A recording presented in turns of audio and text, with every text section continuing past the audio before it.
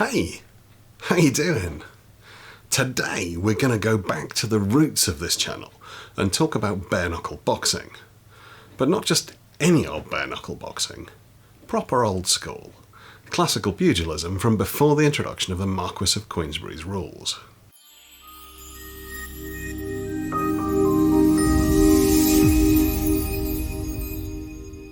Before we start, I need to explain the context here. I'm only talking about the boxing history of the UK, and by default the US.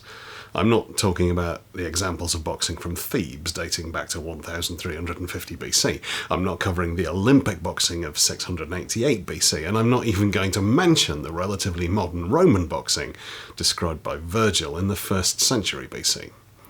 Just British. In 1867, a Welsh sportsman by the name of John Graham Chambers published a document that changed the sport of boxing almost beyond recognition. That document was titled The Queensberry Rules for the Sport of Boxing. It took several decades for these rules to be fully adopted, but fully adopted they were, and they changed several things that were integral to the sport as it had been known for years. They removed all wrestling and grappling. Throwing your opponent to the ground or even out of the ring completely was no longer allowed. They introduced the concept of timed rounds, 3 minutes fighting with a 1-minute break. They stipulated that if a man fell to the ground or was caught on the ropes in a helpless state, he had just 10 seconds to rise unassisted, or else lose the fight. And most importantly, they enforced the wearing of large, padded gloves. However, it would be a mistake to consider all boxing before the introduction of Chambers' rules as one thing. With the benefit of a little hindsight and the clarity that history provides us, we can effectively split the history of classical pugilism into 3 distinct eras. Whilst the early era theoretically dates back to antiquity, the first written record we supposedly have of boxing comes from a newspaper called the London Protestant Mercury in 1681, where we're told Christopher Monk, 2nd Duke of Albemarle, organised a boxing match between his butler and a butcher. However, despite this story being quoted on almost every single boxing history website on the internet, there are a few potential issues. The first is that this source does not appear to have been digitised, and I've neither the time nor the money to track it down and digitise it myself. The second and more fundamental problem is that the London Protestant Mercury doesn't actually seem to exist. A number of periodicals called the London Mercury did indeed exist at that time, but the closest we can come up with that was being published in 1681 is the Impartial Protestant Mercury. Now, I'm feeling charitable, and I'm a generally nice guy, so we'll simply assume that the account is accurate and that the name of the paper was a genuine mistake. A genuine mistake that's been repeated by every single person who's ever looked at it. So, putting that aside, and putting aside the prize fighting mentioned almost in passing by Pepys in his diary, which was almost certainly sword fighting, we're left next with Sir Thomas Parkin's description in his book The In-Play or Cornish Hug Wrestler. We've spoken about what he has to say previously in quite some detail, so I won't go into it too much here, but he describes an art that includes headbutts, eye gouges and a variety of strangles. It's clear that in this early era there are no formally accepted rules. There are generally accepted conventions, meaning boxing matches were generally accepted to be unarmed, one-on-one, and supervised by other people. But that's essentially it. Gloves weren't worn, grappling, wrestling and throwing your opponent were considered perfectly acceptable, striking with the hands, elbows, head, as well as kneeing and kicking was perfectly acceptable. Ground fighting was part and parcel of the art. Indeed, landing on your opponent when you threw them was considered a good way to cause a little extra damage. If there were rules, they were agreed specifically for the individual fight. And that was the way of things until the 16th of August, 1743.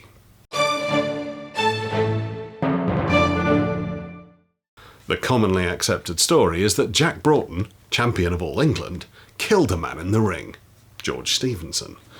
and filled with regret vowed never to let it happen again, and so created a set of rules designed to prevent the sort of damage that had occurred in his fight. It's a story I've told here on this channel several times. But, despite it being such a good story, there are some doubts as to its veracity. Now's probably not the time to go into that, but the fact is that for whatever reason, Jack Broughton did indeed create a set of rules designed to limit the damage fighters took, and he used his personal fame and influence as champion of all England to ensure those rules were universally adopted. There were 7 of them. Number 1. That a square of a yard be chalked in the middle of the stage, and on every fresh set to after a fall, all being parted from the rails, each second is to bring his man to the side of the square and place him opposite to the other, and till they are fairly set to at the lines, it shall not be lawful for one to strike at the other. Number 2. That in order to prevent any disputes the time a man lies after a fall, if the second does not bring his man to the side of the square within the space of half a minute, he shall be deemed a beaten man. Number 3. That in every main battle no person whatever shall be upon the stage except the principals and their seconds. The same rule to be observed in by-battles, except that in the latter Mr. Broughton is allowed to be upon the stage to keep decorum and to assist gentlemen in getting to their places, provided always he does not interfere in the battle, and whoever pretends to infringe these rules to be turned immediately out of the house. Everybody is to quit the stage as soon as the champions are stripped before the set to. Number 4. That no champion shall be deemed beaten unless he fails coming up to the line in his limited time, or that his own second declares him beaten. No second is allowed to ask his man's adversary any questions or advise him to give out. Number 5. That in by-battles, the winning man to have 2/3 of the money given, which shall be publicly divided upon the stage, notwithstanding any private agreements to the contrary. Number 6. That to prevent disputes in every main battle, the principals shall, on coming on stage, choose from among the gentlemen present 2 umpires, who shall absolutely decide all disputes that may arise about the battle. And if the 2 umpires cannot agree, the said umpires to choose a 3rd who is to determine it. Number 7. That no person is to hit his adversary when he is down, or seize him by the ham, the breeches, or any part below the waist. A man on his knees to be reckoned down. What seems to me the most telling thing about these rules is what they don't say. Only one of them limits what can be done to your opponent, and that simply rules out ground fighting and throws that involve taking hold below the waist. No form of striking is ruled out. No techniques that would class as dirty today, such as eye gougers, hair pulling or strangling, are ruled out. No standing grappling or throws that can be achieved without taking hold of the legs are ruled out. In fact, it seems pretty clear, at least to me, that these are a set of rules introduced by a man who promotes boxing more than fights himself.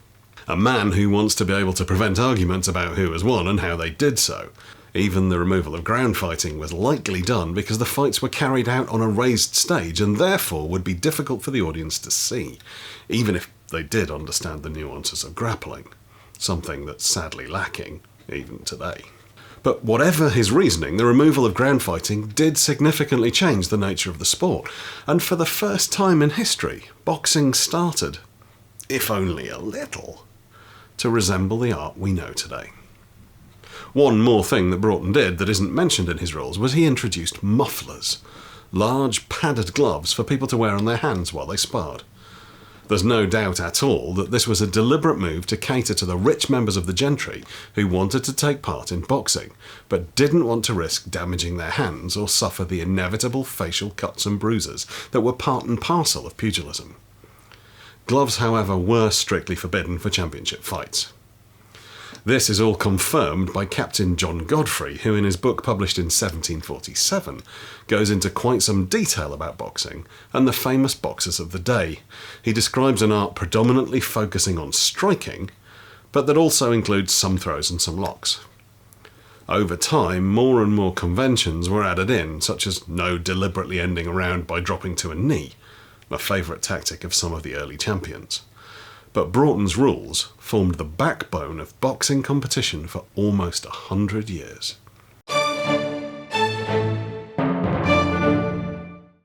In 1838, a new set of rules, known as the London Prize Ring Rules, were introduced.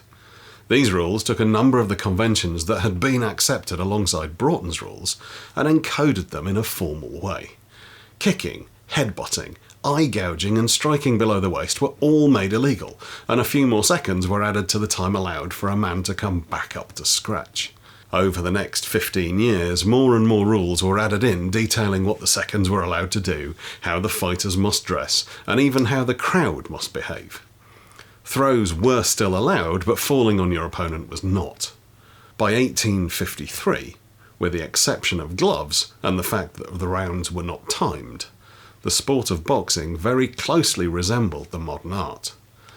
So when the Marquis of Queensberry's rules came into force, the only techniques left to be banned were 1 or 2 throws. And there we have the 3 eras of bare-knuckle pugilism: the early era, the Broughton's rules era, and the London Prize Ring era. I hope this video's been of some interest to you and that maybe you learned something you didn't already know about the history of boxing. If you did enjoy it, then the chances are you'll enjoy the videos I've already made, or the videos I'll be making in the future. And so I'd really appreciate it if you'd consider subscribing to the channel. To the few of you who've made it to the very end, fight team!